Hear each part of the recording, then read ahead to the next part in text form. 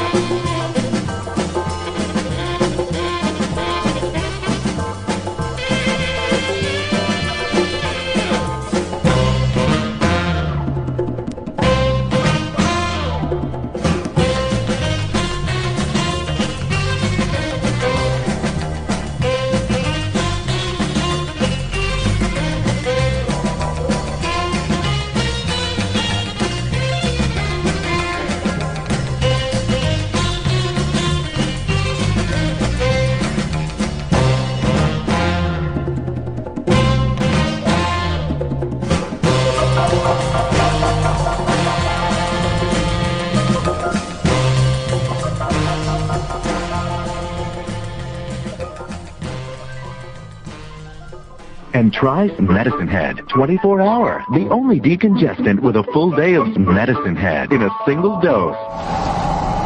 Some of the most dangerous drugs aren't on the street. They're under your sink. Brain damage. Heart damage. Death. If side effects occur. Medicine Head. May cause drowsiness. Tiredness, upset stomach, nervousness, dizziness, and difficulty concentrating. Severe growing pain as a bonus. Bleeding can occur without warning. Avoid sunlight.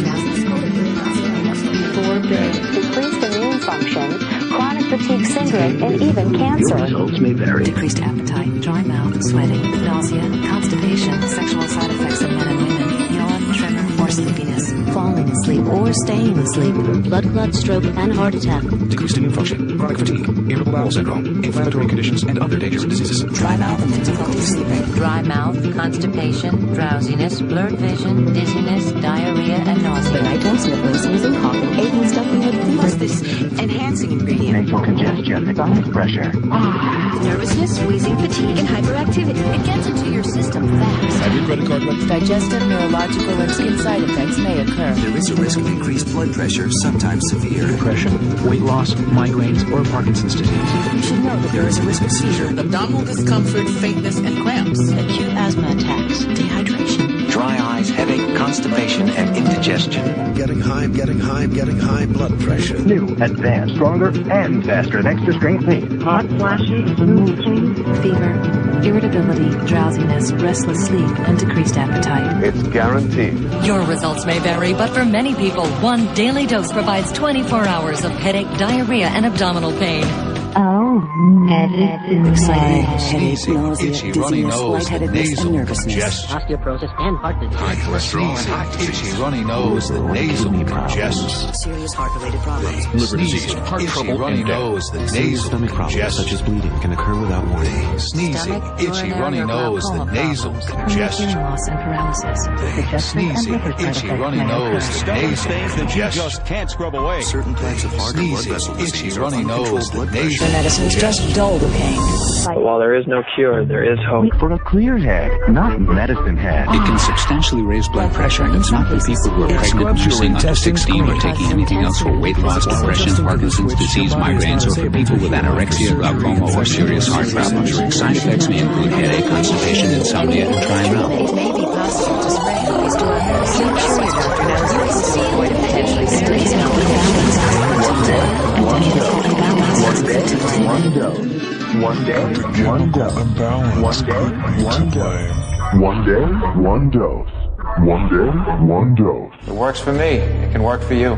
Your results may vary. Headache, dizziness, and drowsiness. Headache, drowsiness, fatigue, and dry mouth. headache, respiratory tract infection, and back pain. Headache, drowsiness, fatigue, and dry mouth. Headache, viral infection, sore throat, nosebleeds, and cough. As a bonus. Headache, nausea. Headache, flu, runny nose, and ear infection. Headache and redness. Headache, constipation, insomnia, and dry mouth. Head pain, sensitivity to light, sound, even nausea. It's just what the doctor ordered. Heartburn, indigestion, upset stomach, heartburn, diarrhea, nausea, indigestion, and upset. The first and only pain reliever and a faster-acting liquid pill capsule. Bloating, nausea, indigestion, heartburn, you name it. Heartburn, acid indigestion, Lots of side effects. that burning sensation, Some people may experience a acid headache, indigestion, that burning sensation, Decreased lung function, chronic fatigue, acid indigestion, even cancer. that burning sensation.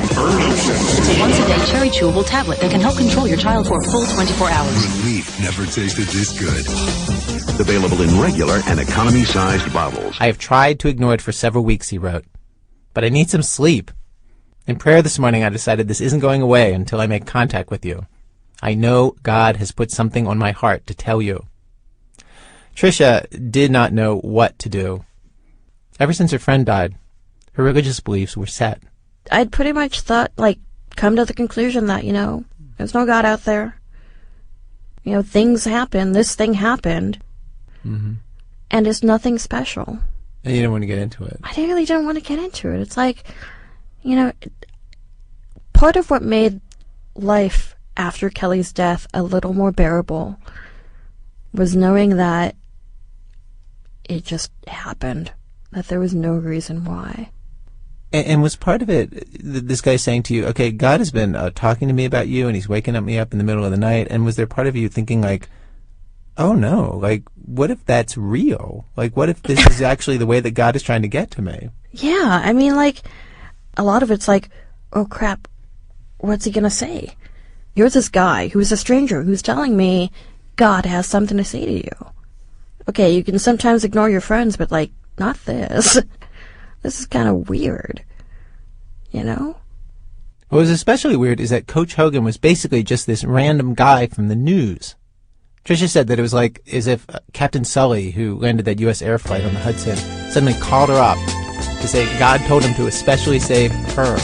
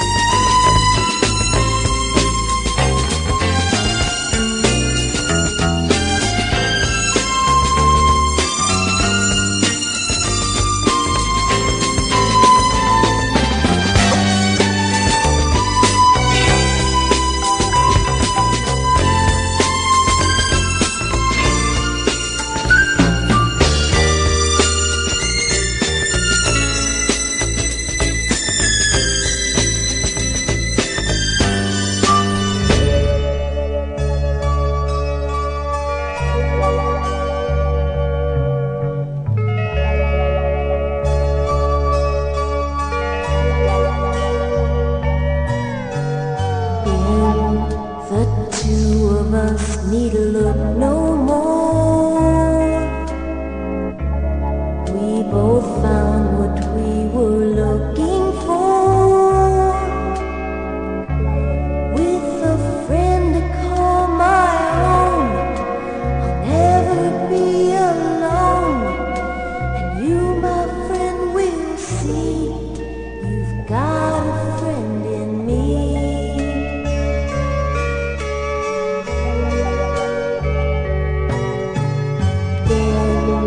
You're always running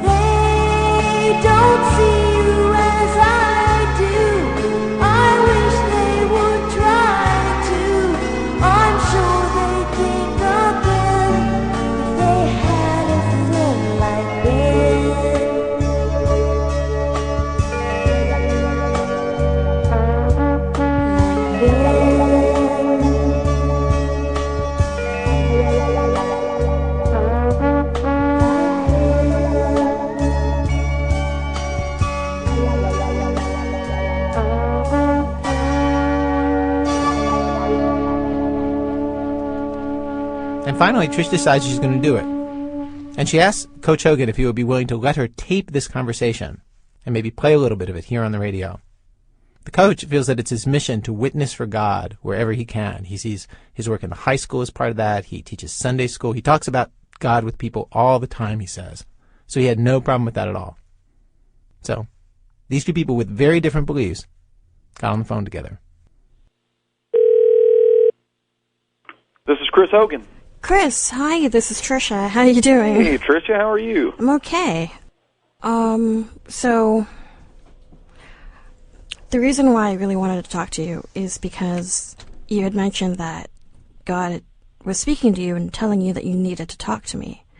I'm just wondering what you think God's message to me right now is. Okay. Well, it's interesting because your email, as soon as I read it, my gut just turned over and I could just feel pressed in my spirit. And later that night, in the middle of the night, I had this really strange dream. And I woke up and there was your email in my head, and I thought, well, that's strange. So I go back to sleep, and it happens about 3 hours later. He continued to wake me up. What's interesting, he kept waking me up at the exact same time. Wait, what time? He kept waking me up every single night at 1:30.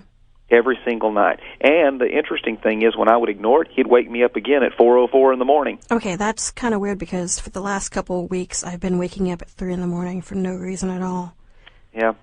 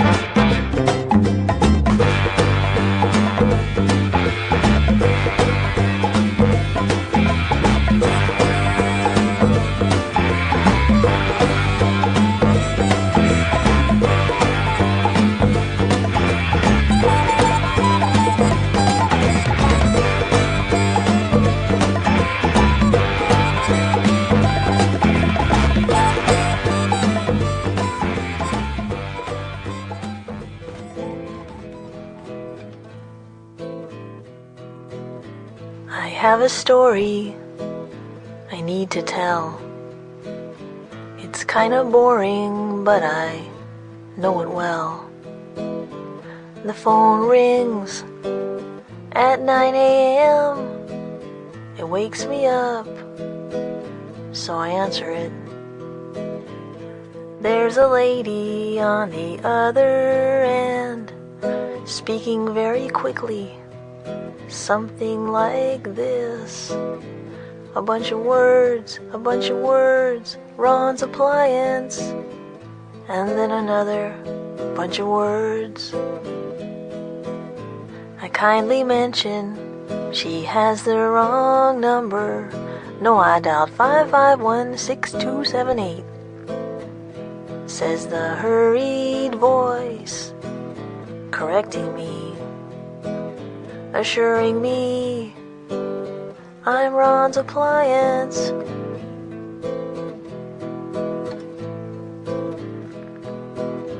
I think about it. Perhaps she's right. Perhaps I've forgotten I live in an appliance store. No, I decide after looking around my living room, this is no appliance store. I am not Ron.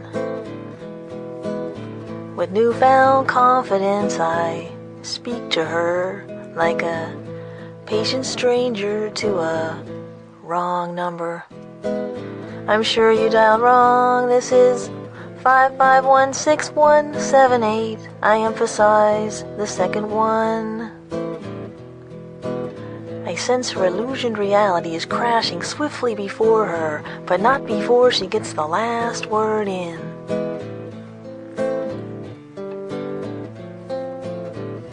Oh, and then she hangs up the phone.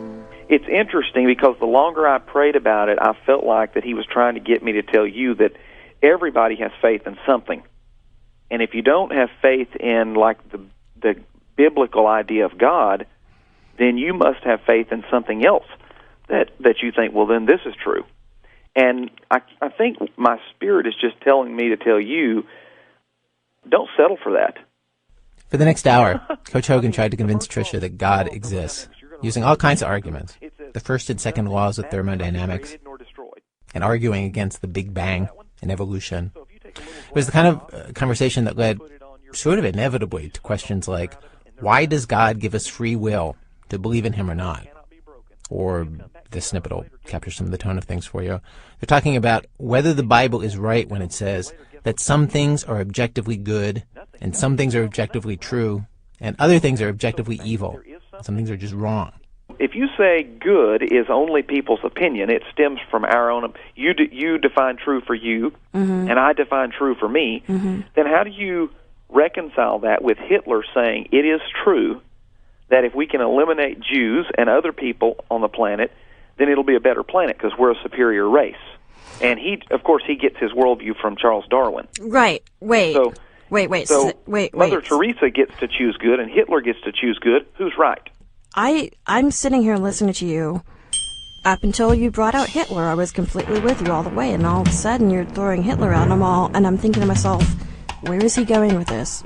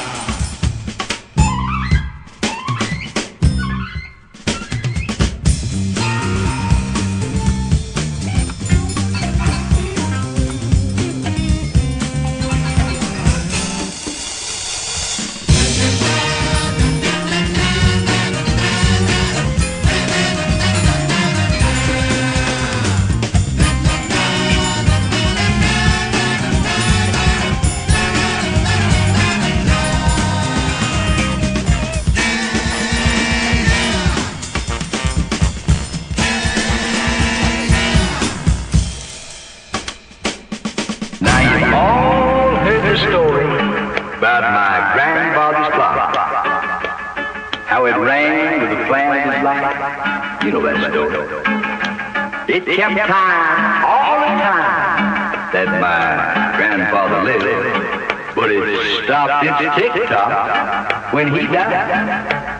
Now, old Granddad was quite the thing, and I'm sure you all know he'd be glad if he knew about his clock. 'Cause I wang it today, and it was Grandpa could see how he popped to the tick of his clock.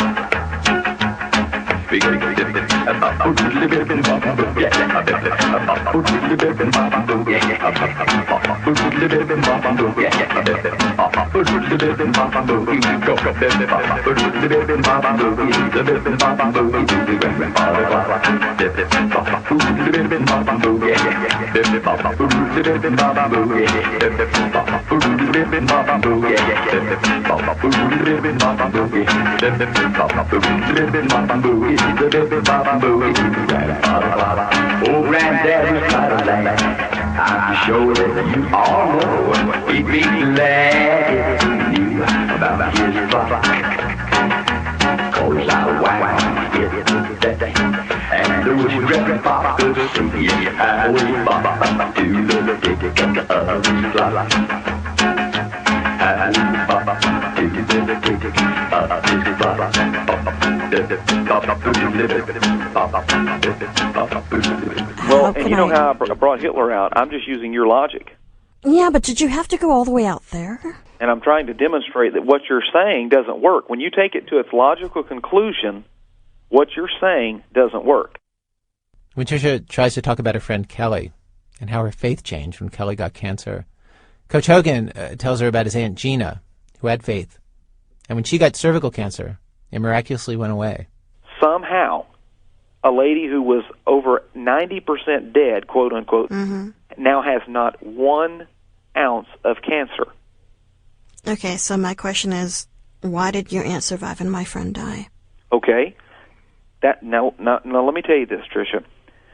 Do not, for an instance, believe anybody who can tell you why that is, including me, any pastor, any priest, anybody, because that is an area designed for God. But there were a lot of things that, when we found out that Kelly had cancer, I prayed so hard. I prayed like I've never prayed before. Because I was taught growing up that if you prayed to God, God would answer your prayers. Did you know that's false? Let me give you, for instance, suppose I prayed today to win the lottery.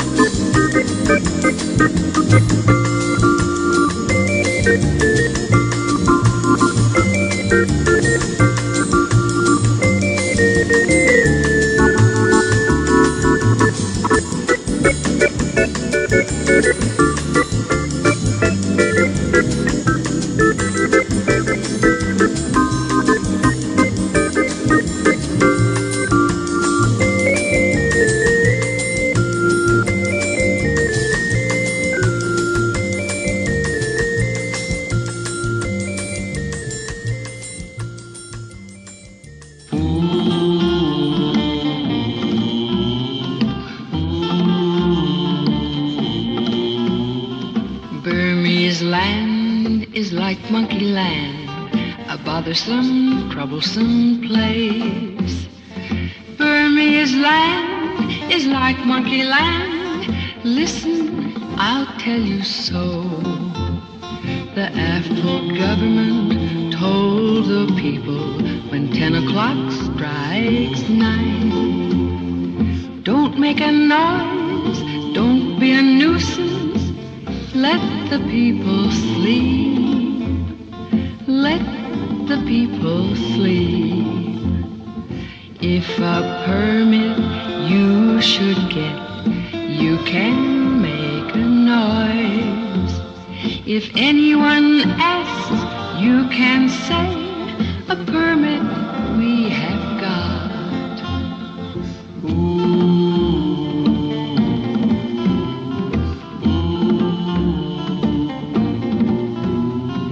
Always it's this feast, always it's that feast. Chinese, Burmese, Indian.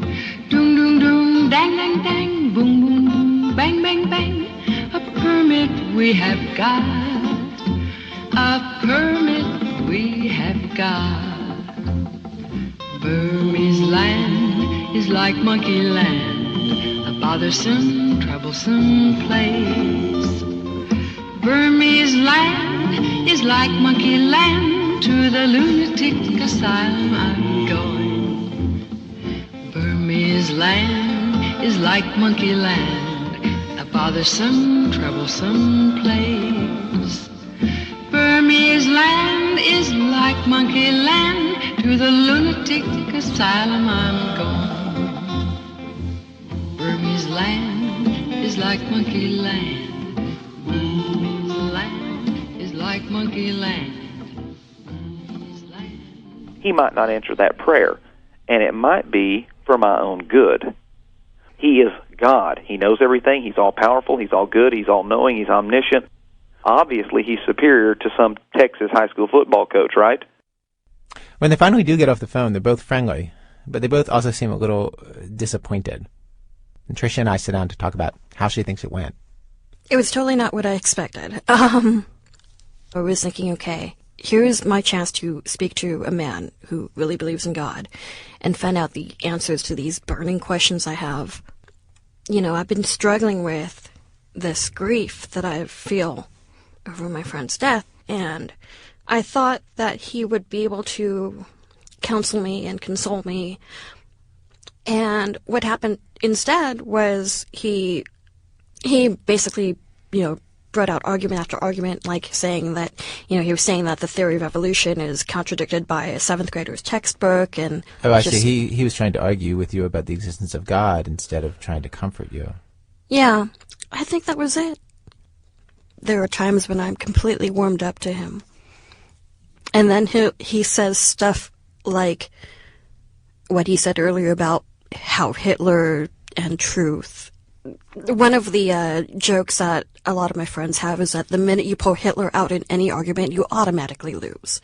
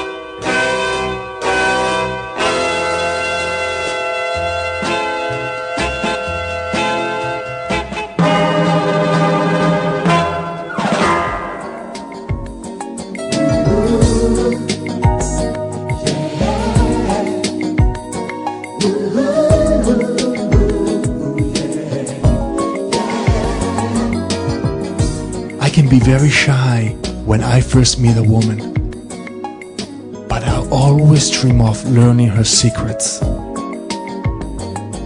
First, like to look into her eyes, because they can tell me what she really feels. There is a quality in a woman's eyes. They show more than her physical beauty. They reveal her tenderness and passion, her inner beauty.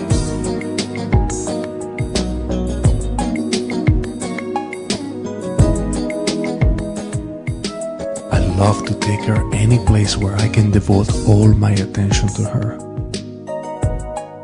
It can be a corner of our little restaurant. It can be in front of my fireplace, curled up together. Or it can be a walk on the beach while the waves caress the shore. And I hold her very close. And that completely turned me off towards him. Yeah. And now I'm still left with all these questions. Is there any small part of you that thought he might be able to put the religious message in some way that would finally make sense to you? Like he would say to you... Yeah. You did hope that.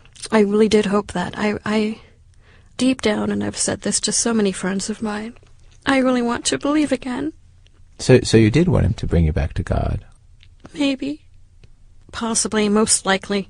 But just the way he was doing it wasn't a way that really talked to you? No. No.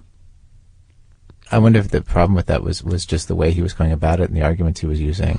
Or I wonder if really there's nothing anybody could actually say to make you believe this thing that now you find yourself not believing.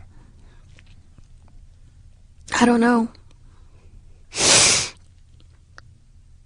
If someone were just to tell me this is why Kelly died, and they were able to relate it back to God, I would probably respond to that better. And when you asked him this, what did he say? We never got to that point. We never got to that point. I couldn't get him there. I couldn't ask him the questions I really wanted to ask.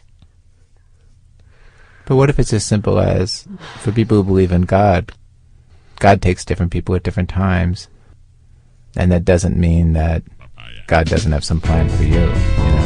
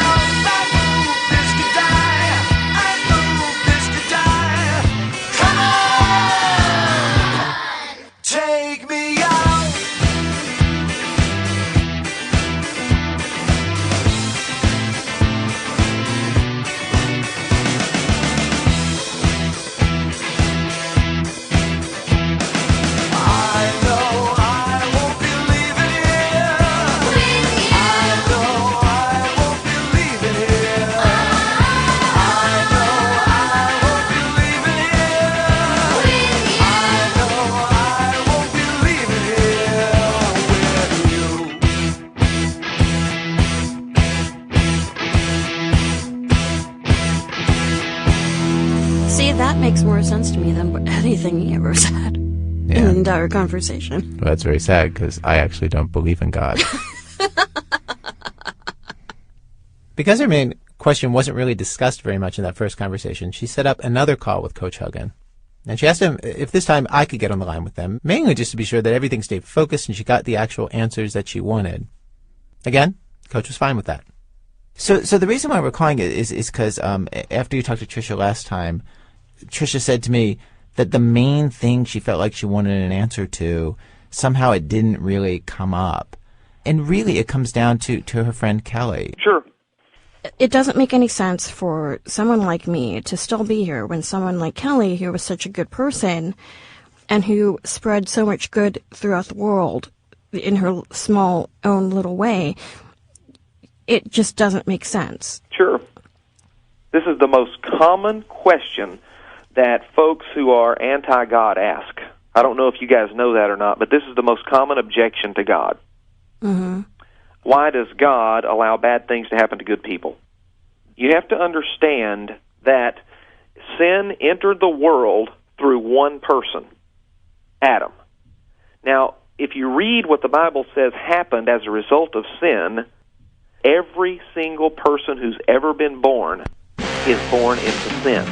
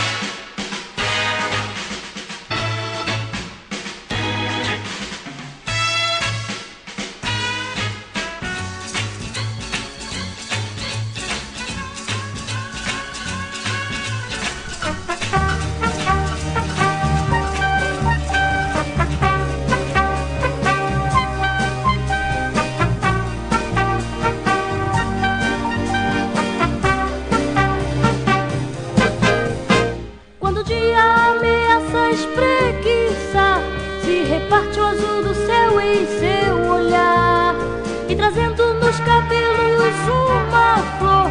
Ela é rosa que cismou de andar, e quem não viu não liga não. Solta um psiu do coração, e outro psiu não faz mal não. Ela é demais, colorido de alegria os corações, dividindo o riso com quem quer chorar. Entre anúncios luminosos, multidões, qualquer hora ela vai voltar. E quem não viu não liga não. Solta um psiu do coração, e outro psiu não faz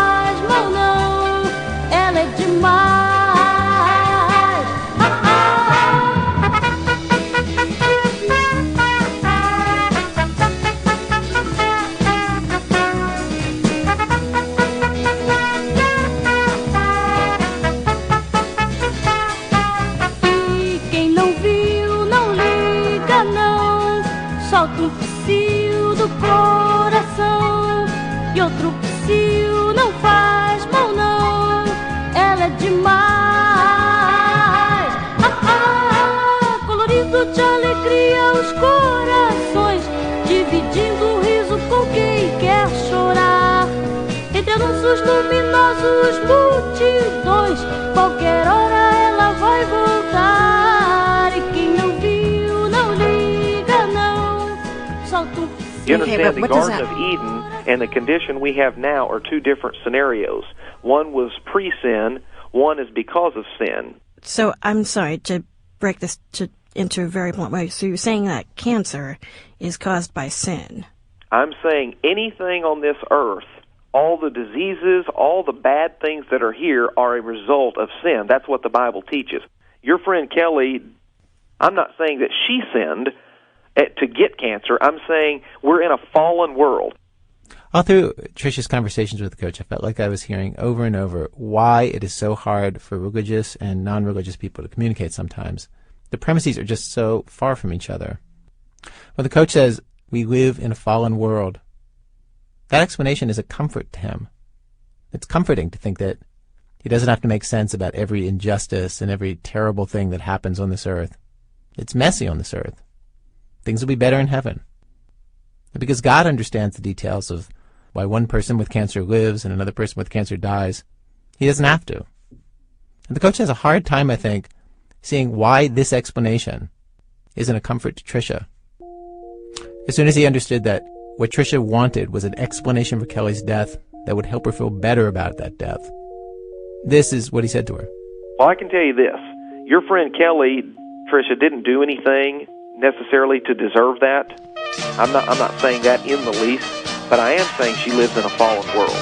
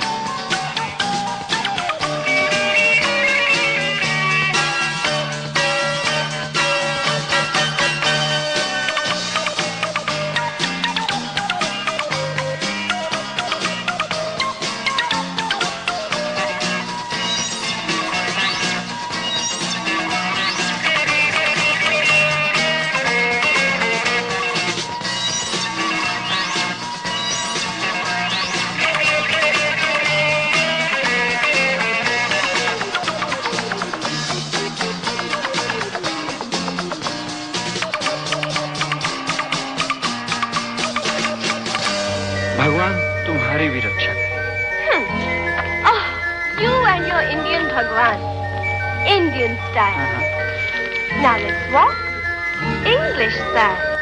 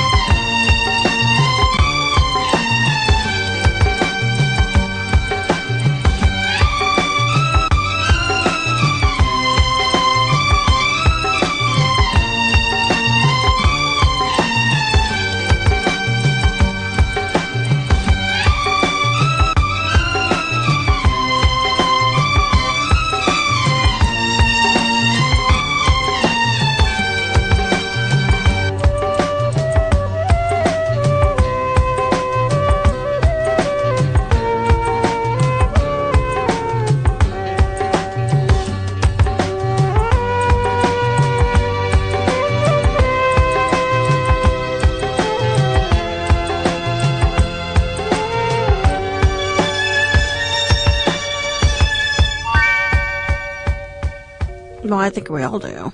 No, there's no question. There's a fallen world. And the world is fallen because people have chosen evil. And so as a result, sin entered the world, and with sin comes a lot of things. And they're going to affect people. But the great thing is, this is not where eternity rests. Tricia, is that helpful to you? A little bit. I'm getting an answer. And it's the answer that he agrees and believes in. But it's... I don't think I'm there yet.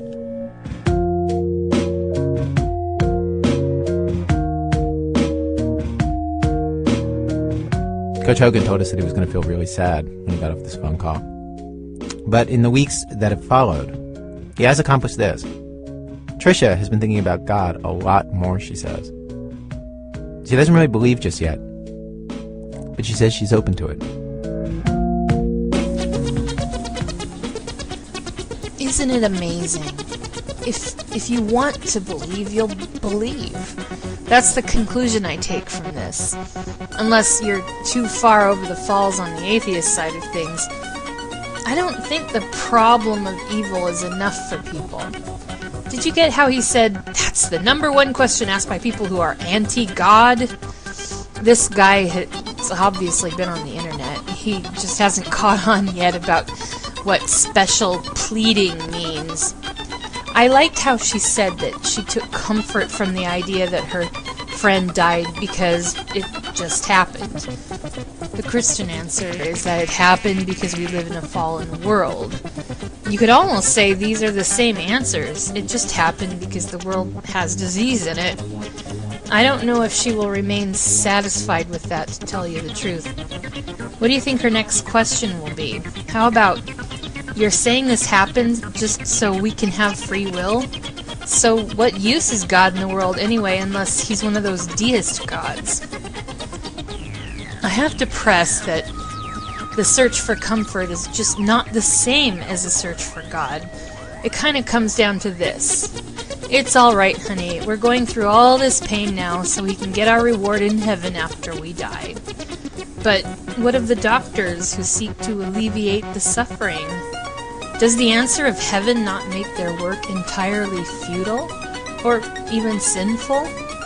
You sort of get the idea, especially from the stories of martyrs, that suffering is all about reward. And so, I think, is this coach's suffering to sacrifice his team's rooters to some ragtag group of juvies. It's what Jesus would do. Major brownie points in heaven. I'd like to hear from some of you listeners about this, if you're interested. Comment on any of my blogs, especially the one at atheistnexus.org. See you next week.